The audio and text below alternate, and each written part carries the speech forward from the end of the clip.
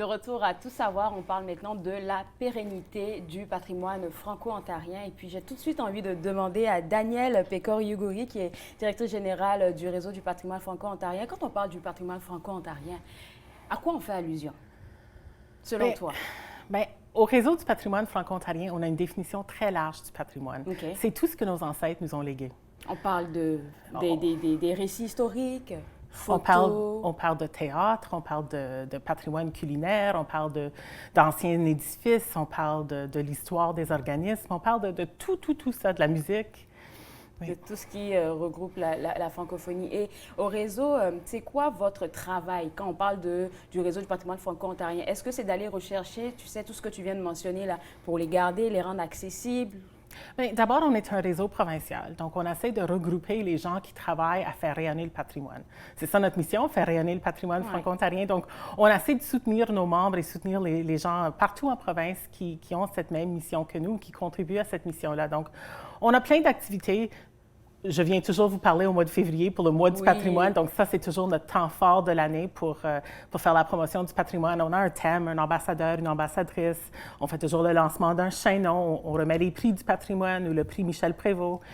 Donc, on fait ça tous les ans. On publie un chaînon 3 fois par année. Le chaînon, c'est la seule revue sur l'histoire, sur le patrimoine et sur la généalogie. Qui existe, et c'est par et pour les Franco-Ontariens. C'est la seule revue qui est encore publiée en version papier aussi. Donc, on tient beaucoup à continuer à faire publier le chaînon. Puis c'est monsieur et madame tout le monde qui écrivent les articles dans le chaînon, qui contribuent les images et les photos. Donc, c'est vraiment par et pour la communauté franco-ontarienne. Et ça aussi, ça fait rayonner le patrimoine franco-ontarien. Puis, on a plein d'autres activités pendant l'année. On fait régulièrement... on a publié 2 bandes dessinées, par exemple, l'année fiscale dernière. Donc, on a des bandes dessinées pour faire connaître le patrimoine aux jeunes et aux nouveaux arrivants. On fait le tour des salons du livre. Très souvent, on est dans des kiosques dans la communauté pour faire la promotion. Je pense qu'il y a un salon du livre que tu aimes beaucoup. Peut-être qu'on pourrait parler un peu plus tard. Oui, bien, absolument. Ou tout de suite. Ou tout de suite, oui. Alors, dis-nous, c'est quoi le salon du livre que toi, tu aimes particulièrement et pourquoi? Bien, le salon du livre afro-canadien qui est à sa 6e édition, je crois, à la fin du mois d'octobre. Moi, c'est toujours le salon du livre où je dépense le plus de sous. Mais c'est pas pour ça que je riais, j'étais comme, oh mon Dieu. Okay. Mais il y a vraiment une très belle atmosphère à ce salon-là, beaucoup de présentations, beaucoup de discussions très pertinentes. Tu sais, vous venez de parler de diversité dans la communauté franco-ontarienne, des conversations pertinentes qui n'ont pas lieu ailleurs, puis des voix, que ce soit la poésie, des récits, des voix qu'on n'entend pas nécessairement assez souvent dans la communauté franco-ontarienne. Donc, à ce salon du livre-là, il y a vraiment un dialogue qui m'inspire beaucoup à tous les ans. Ça se passe où? À la Cité? C'est à la Cité collégiale, pour, je pense, la 2e ou 3e année. Okay. Et on va lancer notre numéro du chaînon, notre numéro d'automne. Oh, là-bas? Oui. Oh, OK, parfait. Parlons du chaînon. Je pense que nous, on a eu la primeur parce que je pense qu'on a une petite image. Ça va être lancé le mois prochain?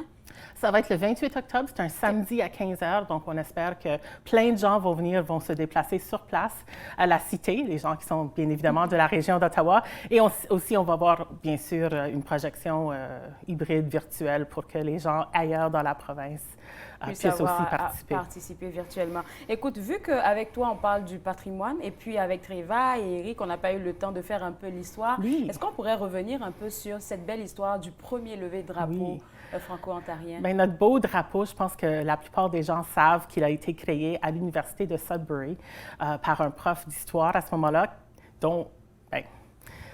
Gaétan Gervais m'a enseigné quand j'étais étudiante à l'Université Laurentienne. Okay. Oui, donc j'ai cette petite connexion-là, mais c'était le 25 septembre 1975 que ce drapeau-là a été levé pour la première fois devant l'Université de Sudbury.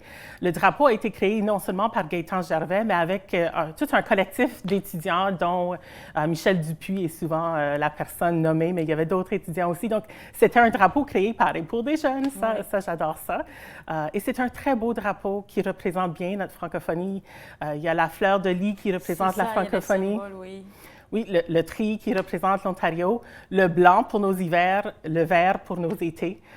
C'est vraiment un drapeau, un très beau drapeau, mais qui a été longtemps inutilisé ou moins utilisé comme symbole. Donc, c'est seulement en 2001 qu'il a été adopté comme emblème officiel des Franco-Ontariens et des Franco-Ontariennes.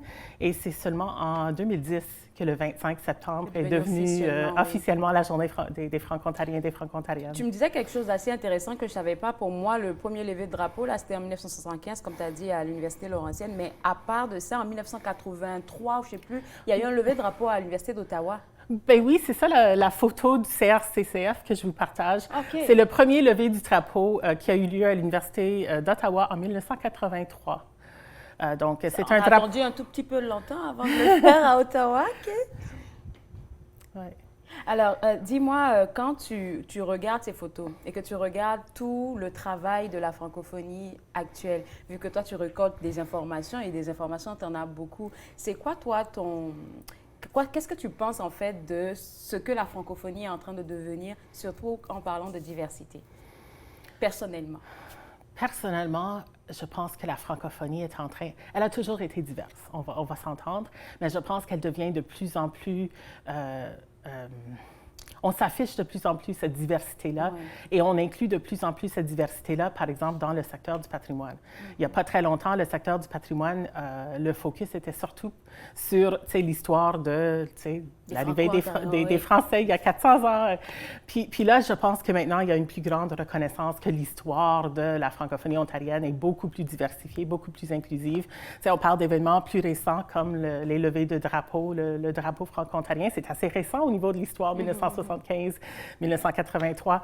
Mais on parle aussi de, être franco-ontarien, être franco-ontarienne, c'est parler français en Ontario. Donc, quand on parle de nos ancêtres, tout ce que nos ancêtres nous ont légué, mais on ne fait pas de la distinction si nos ancêtres viennent de la France, viennent de Hawkesbury, viennent de Sudbury, viennent de la Côte d'Ivoire, viennent d'Haïti. On est tous et toutes franco-ontariens, franco-ontariennes, et on vient tous avec un bagage culturel, un bagage linguistique qui vient de nos ancêtres. Et qui vient enrichir la francophonie. Qui vient enrichir la francophonie, oui. Puis absolument, c'est une richesse qu'il faut mettre en valeur de plus en plus. J'aime bien. Je pose toujours ce genre de questions parce que moi, personnellement, je suis issue de la diversité et puis j'aimerais que d'autres personnes qui sont issues de mes communautés puissent s'entendre dire, OK, vous êtes les bienvenus aussi, peu importe qu'est-ce que vous avez besoin d'apporter, qu'est-ce que vous savez faire, vous avez de la place aussi. Oui. Puis il y a de la place pour vous au RPFO. C'est ça que j'essaie toujours de dire. C'est ça pour le conseil pour le conseil d'administration. Vous avez besoin de place en ce moment. Vous avez des places, pardon, en ce moment. Alors, qu'est-ce qu'on recherche? Des administrateurs? Bien, effectivement, notre AGA se tient jeudi de cette semaine, donc le timing est parfait. Le 28 septembre, OK. Oui, le 28 septembre à 18 h. Donc, on est toujours à la recherche d'administrateurs, d'administratrices, des gens de toutes origines avec une passion pour la promotion du patrimoine qui veulent s'impliquer au réseau.